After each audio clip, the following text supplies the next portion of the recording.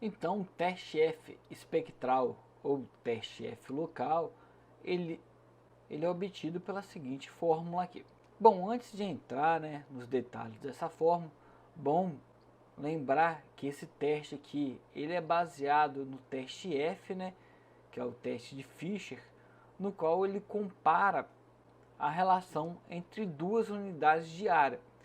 Como área é um elemento ao quadrado, né, lembrando isso, nós utilizamos, né, a energia de um determinado espectro, que corresponde a um módulo, né, da componente para uma determinada frequência ao quadrado. Então, esse teste leva o nome de teste F, e o termo espectral, que é que se deve ao fato de utilizarmos, né, a informação da energia de um espectro com a frequência F0 aí. Outra nomenclatura para esse teste, também teste F local. Esse local se deve ao fato do denominador ser obtido por frequências laterais do nosso sinal avaliado. Caso essas frequências sejam obtidas de um sinal sem estimulação, é chamado como teste F global. No caso da nossa pesquisa, nós não vamos trabalhar com teste F global não. E quais são os termos dessa nossa equação? O primeiro termo é a questão da frequência. O teste F ele sempre vai devolver um valor para uma frequência específica. Ou seja, vai falar, ó, apliquei o teste F espectral para a frequência F0, ok? Então sempre está associado a uma frequência específica. E é óbvio que no nosso caso, que nós vamos trabalhar com uma estimulação periódica, essa frequência específica equivale à nossa frequência de estimulação, que no caso de respostas auditivas em regime permanente é a frequência da moduladora do sinal sonoro. Portanto, para identificar se eu tenho potencial vocado ou não auditivo, basta analisar o valor desse detector para essa frequência de estimulação, beleza? Agora o segundo termo, esse Y maiúsculo aqui, acabou mudando um pouquinho a nomenclatura do nosso aulas, que usualmente eu estou chamando o sinal como X. Aqui, como eu copiei de um trabalho, está chamando como Y, mas é o que é similar ao nosso X, que é o sinal de tempo discreto. Ou seja, esse Y aí, eu fui lá durante o fenômeno e eu realizei uma quantidade de medições de um sinal no tempo discreto, dado por Y1. Então, a esse sinal obtive as componentes espectrais pela transformada de Fourier discreta, que no nosso caso, ao aplicar a FFT, né, a esse sinal, eu vou ter as componentes espectrais representadas pelo nosso K, o Y maiúsculo, quer dizer. Então tá aqui, ó. Aqui é minhas componentes espectrais, lembrando que é um número complexo, né? E eu estou pegando aqui as componentes espectrais, o que está entre parênteses, da minha frequência F0, que é a frequência no qual eu quero analisar aqui. Então eu pego essa componente aqui, essa expressão aqui está indicando a operação de módulo, e eu estou pegando o módulo ao quadrado, ou seja, estou pegando a energia da componente na frequência F0 aqui, ok? Agora, qual é o nosso denominador? Novamente, eu estou pegando a energia de uma componente espectral, mas no entanto eu estou pegando do FL. Quem é o FL? Ó, aí se olhar esse somatório, onde o L varia, né, do zero aqui, que corresponde a esse valor, para menos L, ou seja, eu estou pegando as frequências laterais da banda esquerda aqui, né? E aqui eu estou pegando da banda direita. E eu não estou pegando, se for olhar aqui diferente, essa componente aqui, F0. Estou somando essa energia dessas bandas e dividindo por L, ou seja, isso aqui é uma média.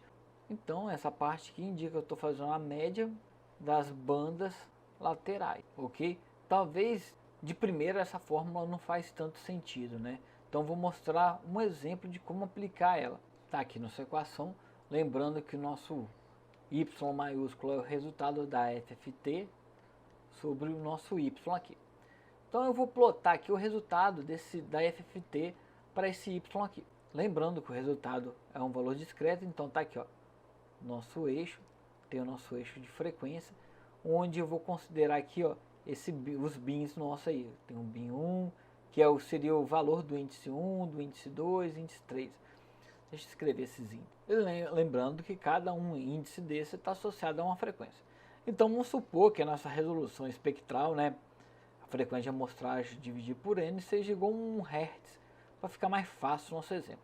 Então eu tenho aqui uma frequência aqui, que eu vou chamar de 10 Hz. 10 Hz aqui, para esse bin aqui.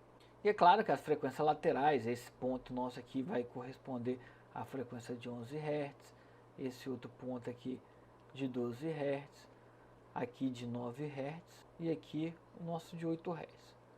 E esses valores se seguem. E para cada um, né, bin dessas frequências está associado a um determinado valor. Então eu vou supor aqui, né, para esse bin aqui tem um determinado valor com essa certa magnitude. Ó. Então eu vou traçar o gráfico aqui e colocar o módulo. Então, ó, tem esse valor aqui do módulo, no 10 aqui. Colocar o 9 aqui, o 8 aqui, esse valor aqui e outro valor aqui. Ok? Mas para exemplificar aí. Então, considerando a priori, né, um L igual a 2, esse L é uma variável livre, né? Então eu posso ajustar esse L à vontade. Eu quero calcular a LFT para uma frequência F0 igual a 10 Hz, usando o L igual a 2. Então como vai ficar a nossa equação? Eu tenho no meu numerador a energia da nossa frequência, então aqui ó, a amplitude para o F0, né, igual a 10 Hz, dividido pelo nosso somatório aqui, e o nosso L igual a 2, então 1 dividido por 2, agora ó, o somatório nosso aqui, então quem é o primeiro termo aqui? O L dividido por 2 igual a 1, então o F0 menos o 1, então nesse somatório aqui ó, é o 0, né, o menos o 1 aqui, que isso corresponde a essa frequência, o F0 menos o 1, que corresponde a esse termo aqui ó, que seria o bin mais à esquerda, né, por causa do menos, da nossa frequência FL que nós estamos analisando. Então, aqui ó, eu tenho F0 igual a 9 Hz, mais, agora eu tenho um somatório, né, que eu vou somar o próximo elemento, que eu comecei com menos 1, seria o F0. E aqui, na nossa equação, mostra que o nosso L aqui, ele tem que ser diferente do F0, ou seja, o nosso L é diferente do zero. Então eu pulo esse elemento. O próximo elemento seria o 0 mais L dividido por 2, que aqui ó, é 0 mais o 1.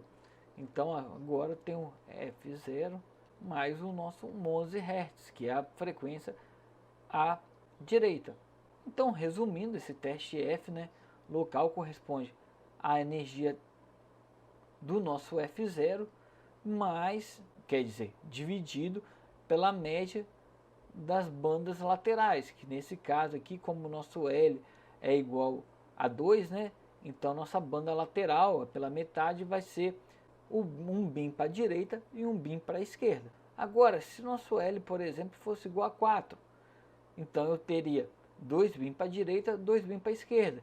Aí na hora de fazer essa média aqui, esse somatório, né, eu ia incrementar ainda os elementos do F0 igual a 8 Hz, mais o F0 igual a 12 Hz, né? Seria essa média aqui, ó, desses componentes, exceto, né, lembrando que nós não vamos usar o F0 nessa minha operação aqui, ok?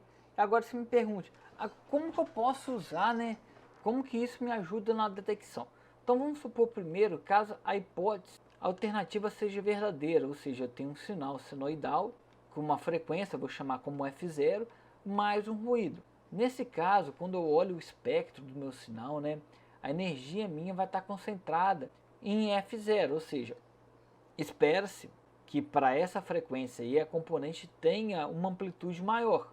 Então, similar a esse exemplo aqui nosso, ó, que em F0 tem um valor maior de energia em relação às bandas laterais. Então, na hora que eu comparo a energia nessa frequência específica em relação às bandas laterais, eu vou ter uma relação positiva, vai ter um valor positivo, quer dizer, um valor maior que 1, ou seja, o valor do nosso LFT, né, vai ser um valor alto, porque a energia aqui nessa componente ela é superior às bandas laterais.